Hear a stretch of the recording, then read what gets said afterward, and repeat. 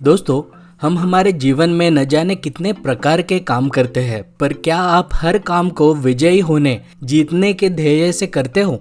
या बस काम दिया गया है इसीलिए करना है, मजबूरी में करते हो? माना हम हर काम में विजयी नहीं हो पाते हैं, पर हमारी कोशिश हमेशा विजयी होने की ही होनी चाहिए। अगर मैं आपसे कहूँ कि दुर्गा माँ के 9 स्वरूपों में से एक स्वरूप है जो हमें प्रेरणा देती है जीवन के हर काम में विजयी होने के लिए, तो क्या आप विश्वास करोगे? इस स्वरूप को जानने के लिए वीडियो को आखिर तक जरूर देखिए।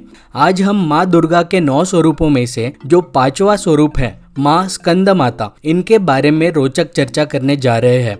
मैं हूँ राजेश मजुमदार और इंडियन ट्रेजरी ऑफ विजडम पे आप सभी का स्वागत करता हूँ मैं। तो सीधे चलते हैं सिंबल्स के सेगमेंट में और पता लगाते हैं कि सिंबल्स में क्या दिखता है। अगर आपको इस चैनल का कंटेंट अच्छा लगता है और अभी तक आपने सब्सक्राइब नहीं किया हो तो तुरंत सब्सक्राइब बटन पर क्लिक कर दीजिए और रेगुलर अपडेट्स मिलने के लिए बेल आइकन को जरूर दबाना।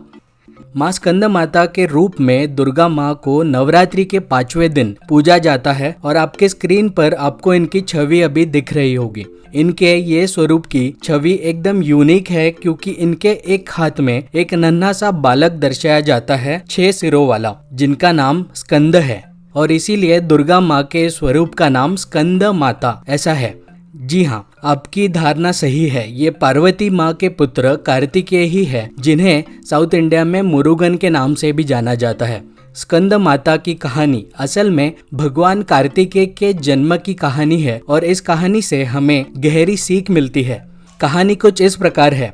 तारकासुर और सुरपद्मन नाम के 2 असुर थे जिन्होंने देवताओं को बड़ा नाक में दम करके रखा हुआ था और चारों तरफ वो हर चीज का विनाश कर रहे थे।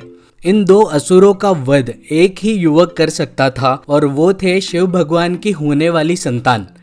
परंतु शिव भगवान सती माता के चले जाने के दुख में थे और उन्हें किसी से भी विवाह करने की इच्छा नहीं थी। अब इसका हल ढूंढने के लिए नारद मुनि ने पार्वती माँ को कहा कि वो शिव भगवान को विवाह के लिए मनाए और उनसे विवाह करे। कड़ी तपस्या के बाद शिव भगवान पार्वती पर प्रसन्न हुए और उनके विवाह के पश्चात उन्हें पुत्र की प्राप्ति होती है जो भगवान कार्तिकेय होते हैं और भगवान कार्तिकेय तारकासुर और सुरपद्मन दोनों असुरों का वध कर देते हैं और विजयी घोषित होते हैं। दोस्तों, स्कंद माता का ये रूप पार्वती माँ का ही रूप है जिसमें हमें एक गहरी सीख मिलती है, अपने लक्ष्य को जीतकर उसे पाने की, नेतृत्व करने की सीख। जीवन में हम किसी भी क्षेत्र में जब मेहनत करते हैं तो हमें उस मेहनत को करने के पीछे विजयी होने की भावना होनी ही चाहिए। जीत की ओर बढ़ने के लिए हमेशा एक ऊर्जा शक्ति हमारे भीतर से हमें प्राप्त होती है और स्कंद माता का स्वरूप इसी ऊर्जा शक्ति को दर्शाती है। जिस प्रकार एक ध्येय लेकर एक माँ पार्वती स्कंद यानी कार्तिकेय को जन्म देती है, एक विजेता को जन्म देती है, उसी प्रकार हमारे अंदर की ऊर्जा शक्ति, हमारा आत्मविश्वास ने हमें भी प्रोत्साहन देना चाहिए हमें हमारे लक्ष्य को पाने के लिए। ललित सहस्त्रनाम में दुर्गा माँ का एक नाम मिलता है वीर माता, जिसका अर्थ होता है एक वीर विजेता की माँ। स्कंद माता के चिन्हों में वो सिंह पर बैठी हुई दर्शाई गई है और ये भी एक चिन्ह है वीरता का, क्योंकि सिंह ये पूरे जंगल का वीर राजा कहलाता है। हमारे जीवन में अक्सर हम बस काम करने के लिए करते हैं और उसमें हम जीतने की मंशा नहीं रखते हैं। इसीलिए कई बार ऐसा होता है कि हम हमारे लक्ष्यों पर खरे नहीं उतरते हैं और काम में विजय होने की मंशा ना होना, ये उस ऊर्जा की कमी है हमारे अंदर जो हमारे अंदर से हमें प्राप्त होनी चाहिए सफल होने के लिए। कई बार ये ऊर्जा और प्रोत्साहन हमें हमारे बाहर के लोगों से भी मिलती है, जैसे हमारे माता पिता और सगे संबंधियों से। और इसका एक अच्छा उदाहरण है हमारे इतिहास में से, वो है हमारे छत्रपति शिवाजी महाराज की कहानी, जिनकी ऊर्जा शक्ति और प्रोत्साहन उन्हें उनकी माता जिजामाता से मिली और उस प्रोत्साहन से उन्होंने अपने अंदर की ऊर्जा शक्ति को बढ़ाते हुए वो जीवन में सफल हुए। दोस्तों, हर हफ्ते रविवार को मैं और इस चैनल के कुछ सब्सक्राइबर्स मिलकर भगवत गीता के श्लोकों पर समालोचना करते हैं और हर श्लोक को बहुत ही प्रैक्टिकल और लॉजिकल तरीके से समझने की कोशिश करते हैं। भगवत गीता के वीकली सेशंस में मेरे साथ अगर आपको जुड़ना है तो तुरंत डिस्क्रिप्शन में दिए गए गूगल फॉर्म को फिलअप कर दीजिए। दोस्तों, जीवन में आपके अपने माता पिता, अपने सगे संबंधियों से ये प्रोत्साहन और ऊर्जा तो लेनी ही चाहिए, लेकिन अपने आप पर उसके साथ साथ विजयी बनने के लिए जो इच्छा शक्ति होनी है वो भी आपको खुद अंदर से ही जागरूक करनी चाहिए और ये करते हुए आगे बढ़ना चाहिए अपने लक्ष्य की ओर और विजय बनने की ओर।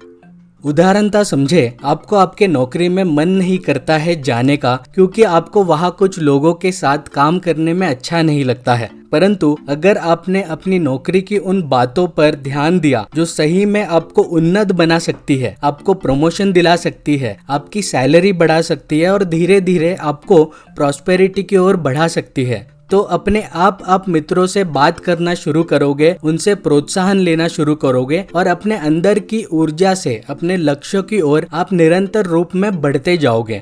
तो आपको हर रोज काम करने में आनंद भी मिलेगा और ऐसा करते करते एक दिन आप विजयी घोषित होगे और आप सही में उन्नत बनोगे, कार्तिकेय की तरह। माँ स्कंद माता के चिन्ह और उनकी गोद में बैठे हुए नन्हे कार्तिकेय और उनसे जुड़ी हुई कहानी हमें अच्छा विजेता बनने के साथ साथ हमें ये संदेश भी देती है कि हम सतत हमारे कर्मों में वो ऊर्जा शक्ति भी लाए जो हमें विजयी बनाने की ओर लेकर जाए स्कंद माता के स्वरूप में। आने वाली वीडियोस में हम दुर्गा माँ के अन्य स्वरूपों के बारे में भी बड़े ही रोचक तरीके से चर्चा करेंगे। दोस्तों, अगर आप इस चैनल के कंटेंट को पसंद करते हो और वीडियो टॉपिक्स के रिसर्च में मदद करना चाहते हो तो इस चैनल को फाइनेंशियली सपोर्ट करने के बारे में जरूर सोचें। वन टाइम कंट्रीब्यूट करने के लिए इस नंबर पे आप गूगल पे कर सकते हो और हमारा UPI ID है ITW@IDBI, जहां आप किसी भी मनी ट्रांसफरिंग ऐप से ट्रांसफर कर सकते हो। आप हमें फेसबुक और इंस्टाग्राम पर भी फॉलो कर सकते हो। वीडियो पे नीचे कमेंट करके बताएं आपको वीडियो कैसा लगा। वीडियो को लाइक कर दे और ज्यादा से ज्यादा शेयर करें और चैनल को अभी तक आपने सब्सक्राइब नहीं किया हो तो कर दीजिए और बेल आइकन को दबाना ना भूलना ताकि आपको रेगुलर अपडेट्स मिलते रहे। थैंक यू दोस्तों फॉर वॉचिंग एंड जल्दी मिलते हैं अगले वीडियो में।